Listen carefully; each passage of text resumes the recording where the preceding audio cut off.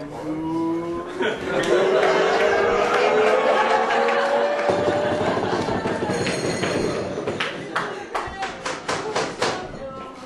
and gentlemen, the best man, Andrew Simpson.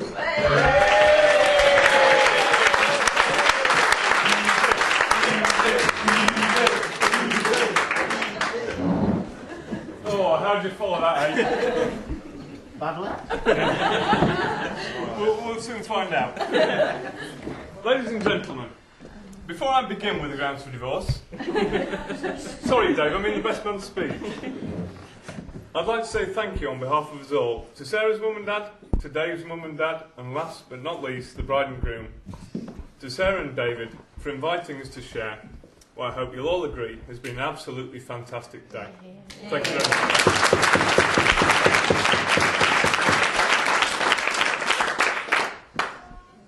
Those of you who've had the misfortune to act as best man, that's not the funny bit, Mel. But the secret to this is wait for the punchline, okay? A brief Sandra, Sandra knows when to laugh. Just follow Sandra's lead. Those of you who've had the misfortune to act as best man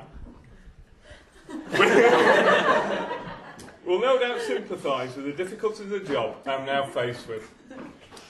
Preparing and delivering a speech that conveys what a fool the groom really is without upsetting relatives and close friends is no easy task.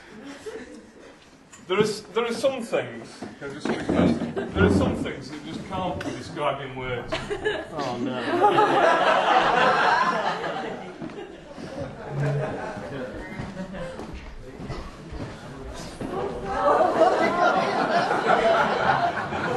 And that, ladies and gentlemen, is why photos were invented.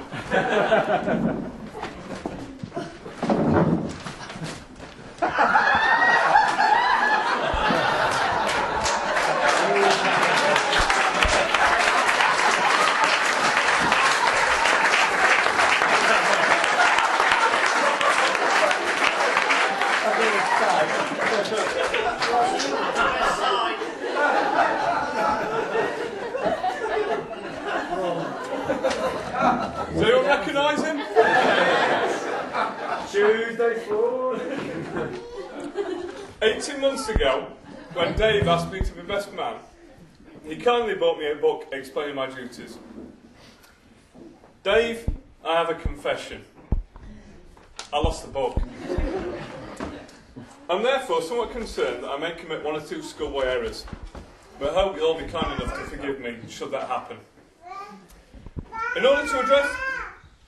I can't believe I'm being heckled by an 18-year-old.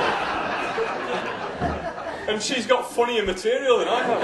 I'm alright. Hey, no need for that. In order to address my lack of knowledge surrounding the duties of the best man, I've consulted with friends, and I'm aware that there are one or two obvious areas to steer clear of. So hopefully I'll be on reasonably safe grounds with the topics I've chosen. The first story I'd like to relate concerns deviant sexual acts performed by the groom on animals. Well, he is part Welsh. Now, I'm stood down here away from the Welsh contingent, next to the door.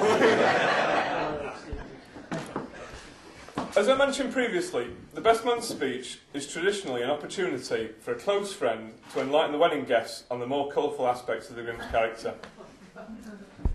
Now, those of you who know David as well as I do will know that the task of delivering such a speech is almost an impossibility. There are, I'm sad to say, no skeletons in Dave's closet.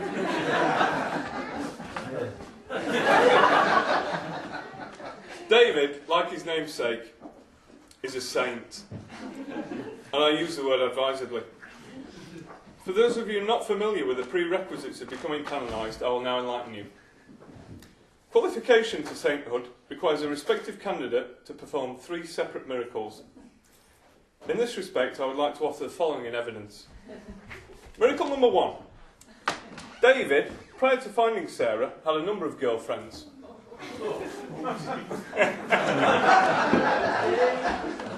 Relatable. to this day. Who, to be polite, shall we say, had fantastic personalities. Now, I understand from David that he had carnal knowledge of one or two of these ladies.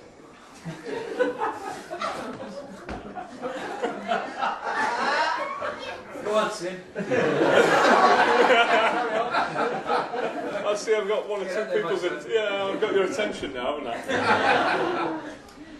Those of you who know the women in question will, I'm sure, agree with me when I say that there's nothing short of an absolute bloody miracle that David managed to get an erection at all. I therefore submit this for your consideration as a first miracle.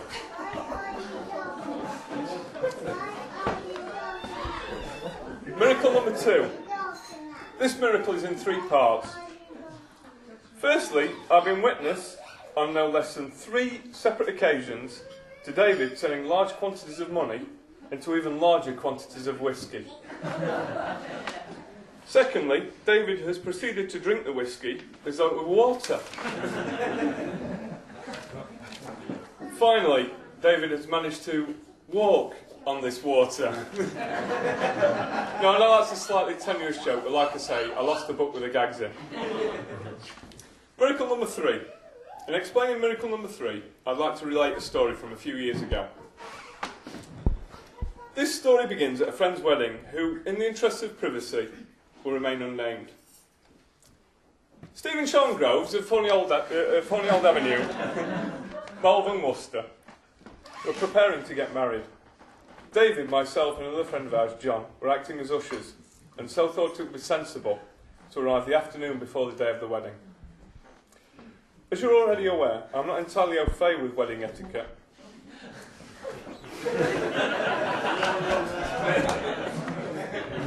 Case in point. Okay, yeah, okay.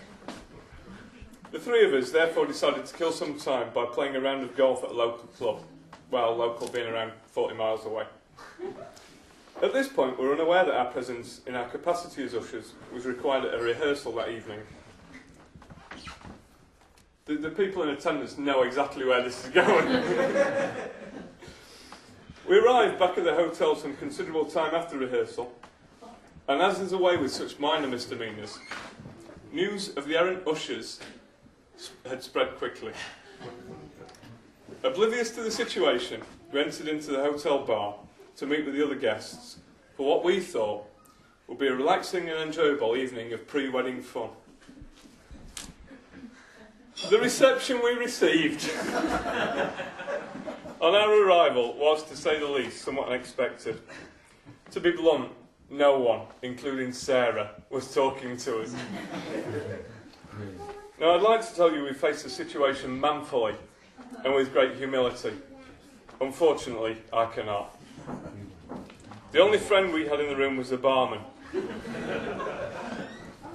Like the Titanic, we were now on course for disaster.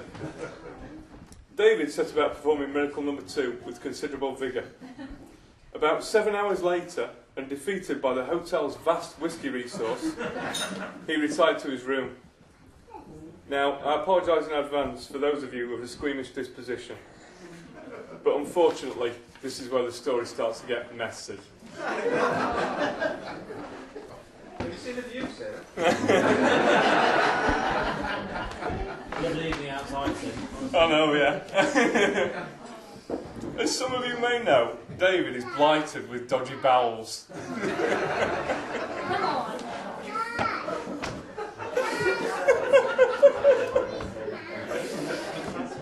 This condition, combined with copious quantities of alcohol, is, as you can probably imagine, a dangerous cocktail.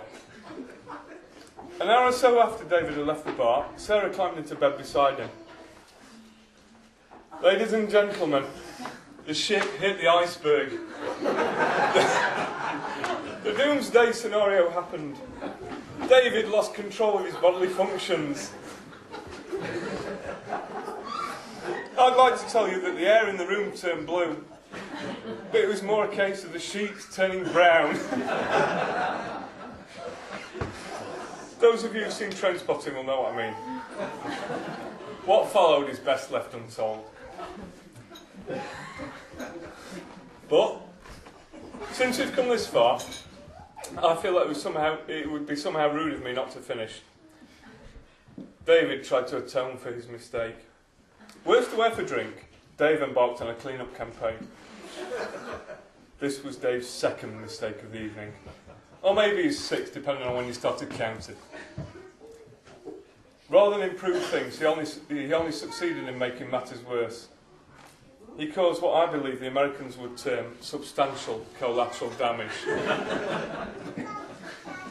What started in the bed spread quickly to the walls.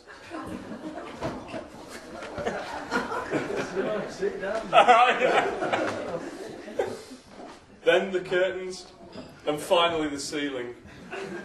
Before long, David had redecorated the entire room. Sarah's sense of humour had long since departed, and she asked Dave to inform room service of the situation. At 8 a.m. the next morning, an army of cleaners turned up. Sarah was in the shower. What followed is one of the finest examples of cowardice I think I've ever come across. Dave answered the knock at the door. Pointing to the mess, he said, "My girlfriend's had a bit of an accident last night."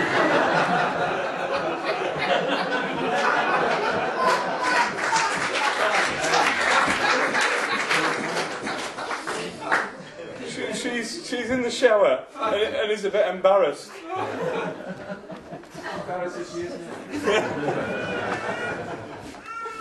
What part of this story, you may ask, constitutes a miracle? Well, I believe that it's more than a miracle, that even after this shameful act, Sarah agreed to marry him. As they say, love is blind. And in Dave and Sarah's case, also has a very, very poor sense of smell. Ladies and gentlemen, I hope I've been able to give you an insight into the groom. It's not too late to change your mind. And what must no doubt be an exceptionally strong relationship. On a personal note, I'd like to say to Sarah that if Dave makes as good a husband as a friend, then you're on very, very safe ground. There are one or two further formalities before I finish, and I've been asked to read out a few messages from family and friends who unfortunately could not make it today. The first comes from Pete and Jenny. Pete and Jenny live in New Zealand, and myself and David went to school with Pete. The message reads, "Congratulations, look forward to seeing you both in a couple of weeks' time on your honeymoon." The next message I've got is from Uncle Bob and Auntie Marge. Well, I've got to come clean at this stage because Dave was meant to present me with a list of messages that he'd received from relatives and close friends, and he's not come up with the goods, so one or two of these may be fictional. Anyway, Uncle Bob and Auntie Marge send the best wishes, Dave. The final message I've got reads, "To Dave and Sarah, congratulations on finally tying the knot. P.S. How would you like it if we came round and dumped in your bed?" And that's from all the cleaning staff at the Royal Hotel in Malta. That just leaves me one final toast to propose. Ladies and gentlemen, please would you all stand and join me in a toast to absent friends. To absent friends.